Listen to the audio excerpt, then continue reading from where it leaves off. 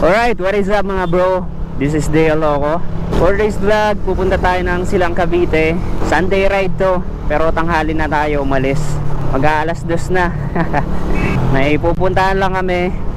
And then, ayun nga pala, kasama ko si Brother John Len. Ayan, may kasama tayo, nasa likod.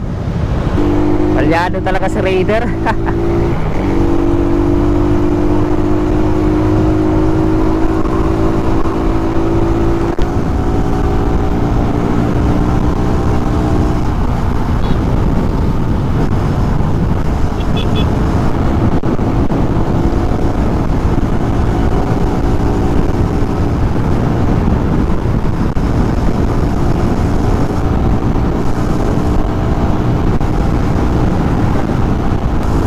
After 30,000 kilometer na tinakbo ni Raider, nararamdaman ko na talagang bumabagal na tong motor na to.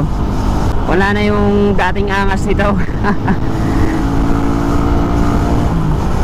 Kulang din sa maintenance, kaya ganito yung itsura. Sa ganitong status, kailangan na talaga tong ipa-refresh.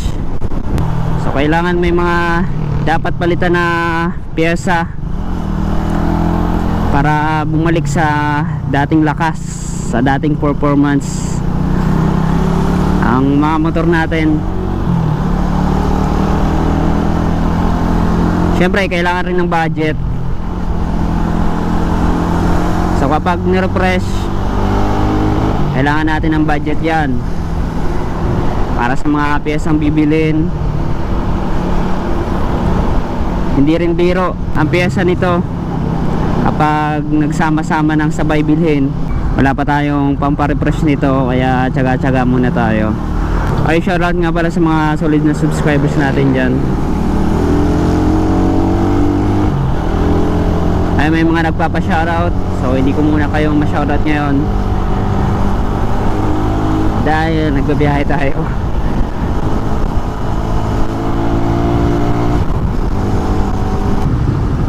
Nagbabadya yung ulan mamaya. Tingnan nyo yung ulap. Sobrang traffic.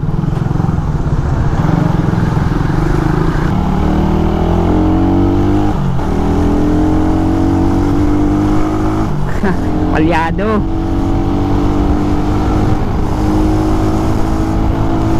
Grabe oh.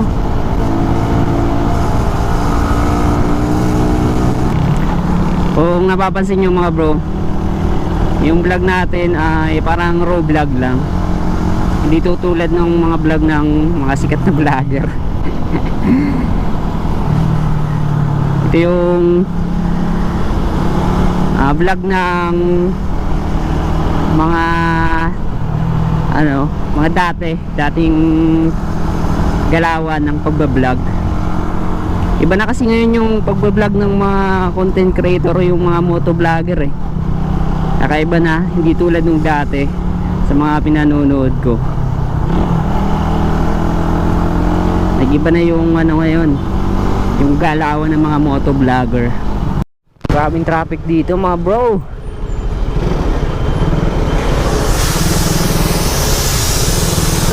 Bumper to bumper baga.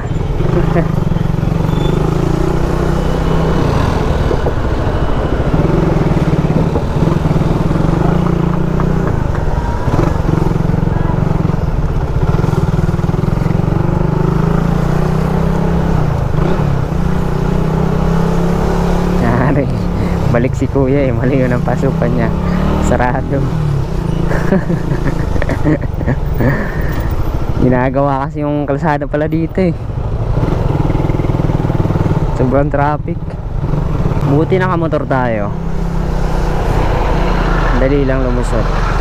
Ay wala na, sinarahan. Umulan pa. Huwag nang uulan.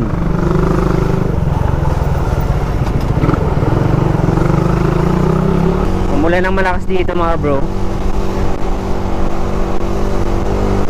Basa yung kalsada eh. Well mga bro, nakarating na kami. Ayan. So ayan mga bro, nakarating na kami. Dito ko na naman tatapusin itong video na ito. Maraming salamat sa panonood. God bless, bye bye.